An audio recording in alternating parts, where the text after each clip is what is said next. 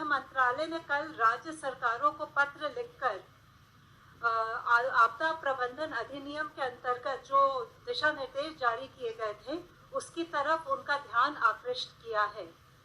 आर्थिक गतिविधियों को और आवश्यक वस्तुओं की समयबद्ध आपूर्ति के लिए ये जरूरी है कि गुड्स ट्रैफिक को इंटरस्टेट बॉर्डर्स पर रोका नहीं जाए। दिशा निर्देशों के बावजूद देश के कुछ हिस्सों में ट्रक्स और गुड कैरियर्स की मूवमेंट में समस्या आ रही है। गृह मंत्रालय ने फिर से स्पष्ट किया है कि ट्रक्स और गुड्स कैरियर्स की मूवमेंट के लिए चाहे वे भरे हुए ट्रक्स हों या खाली हों, अलग से पास की आवश्यकता नहीं है। राज्य सरकारों को अनुरोध किया गया है कि वे सुनिश्चित करें कि जिला प्रशासन एवं फील्ड एजेंसीज इन निर्देशों का पालन करें।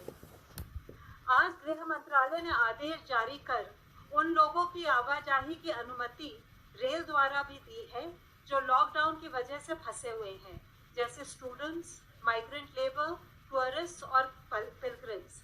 इसके लिए संबंधित राज्य सरकारें एवं रेलवे बोर्ड उचित व्यवस्था करेंगे और सभी हेल्थ प्रोटोकॉल्स का अनुपालन सुनिश्चित करेंगे।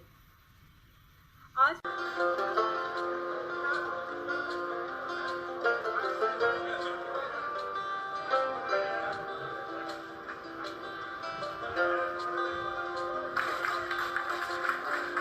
मैं आप लोगों के साथ थोड़ा अपने जो हमारे केंद्रीय सशस्त्र पुलिस बल है उनका जो योगदान दिया जा रहा है कोविड-19 की लड़ाई में, उसके बारे में कुछ जानकारी आपके साथ शेयर करना चाहती हूँ।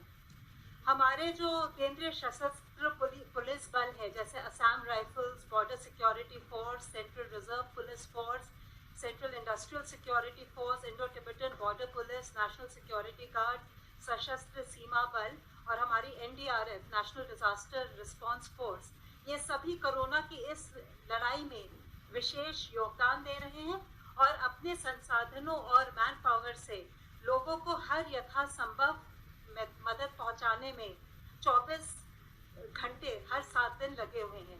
देश के कई भागों में ये बल हॉटस्पॉट एरियाज में लॉकडाउन के अनुपालन के लिए स्थानीय प्रशासन की सहायता कर रहे हैं। इन सभी ने मिलकर देश में अपने 32 अस्पतालों में लगभग 1900 बेड कोविड-19 के पेशेंट्स के लिए संरक्षित किया है।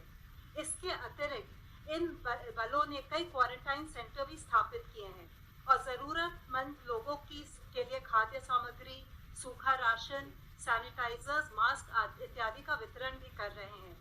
ये बल आम जनता में कोविड-19 से संबंधित जागरूकता भी फैला रहे हैं। इन सब भी बलों ने कोविड पेशेंट्स की मदद के लिए रक्तदान शिविरों का भी आयोजन किया है। इनके फैमिली वेलफेयर और वाइव्स वेलफेयर एसोसिएशंस भी काफ़ी योगदान दे रहे हैं। जैसा आप लोग को पता होगा, सेंट्रल रिजर्व पुलिस फोर्स देश का सबसे बड़ा केंद्रीय सशस्त्र पुलिस बल है।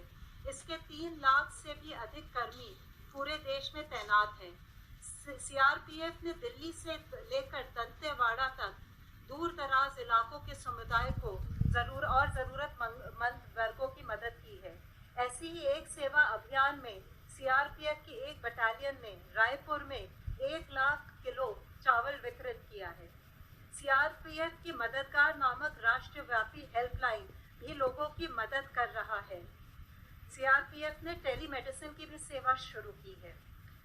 सशस्त्र सीमा बल भी अनुकरणीय कार्य कर रहा है। इन्होंने भारत की सीमा पर फंसे नेपाली नागरिकों को भी जरूरत की सभी चीजें प्रदान की हैं। जो इनके छुट्टी पर गए कर्मचारी हैं, उन्होंने भी स्थानीय क्षेत्रों में प्रशासन की सहायता की है। CISF के कर्मी भी इस लड़ाई में आगे बढ़कर हिस्सा ले रहे हैं। आप लोगों को याद होगा, इन्होंने एयरपोर्ट हेल्थ ऑर्गेनाइजेशन के साथ मिलकर विदेशों से आए यात्रियों की स्क्रीनिंग और जल्द इमिग्रेशन में सहायता की थी। CISF के जो फायर सर्विस विंग है, उसके सभी 103 यूनिट आसपास के क्षेत्रों में सैनिटाइजेशन में जिला अधिकारियों की मदद कर रहे हैं। बॉर्डर सिक्योरिटी फोर्स ने पूर्वी सीमा पर अंतर्राष्ट्रीय सीमा से लगते 300 से अधिक गांव में न सिर्फ लोगों को आधारभूत जरूरतें मुहैया कराई हैं, बल्कि उनकी चिकित्सा संबंधी सुविधा जो उनको जरूरत है वो भी उपलब्ध करा रहे हैं। पाकिस्तान से लगती हुई 553 किलोमीटर लंबी अंतर्राष्ट्रीय सीमा पर जो किसान अपने खेतों में फसल काटने जा रहे हैं, उनके इक्विपमेंट की सैनिटाइजेशन में भी इन्होंने मदद की है। बीएसएफ ने मेघालय में पशुओं के लिए भी चारा उपलब्ध कराया है। इस प्रकार वो दूर दराज क्षेत्रों में मोबाइल एटीएम की सुविधा भी आम जनता को मुहैया करा रहे हैं। बीएसएफ ने अपनी पेट्रोलिंग में काफी वृद्धि की है, जिससे कि सीमा पार से कोविड-19 के केस ना बढ़ पाए। आईटीबीपी कोविड-19 की लड़ाई में शुरू से जुड़ा हुआ है। इसने देश की सबसे पहली क्वारंटाइन फैसिलिटी स्थापित की थी। पहाड़ी क्षेत्रों में ये भी काफी योगदान दे रहे हैं। असम राइफल्स ने रिमोट एरियाज में किसानों की कृषि उपज खरीद में मदद की है। इसके अलावा उन्होंने अनाथालय और वृद्धाश्रमों को भी अडॉप्ट किया है।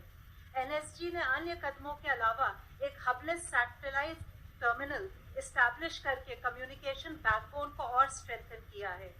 एनडीआरएफ ने आज तक 61,000 लोगों में जागरूकता बढ़ाई है।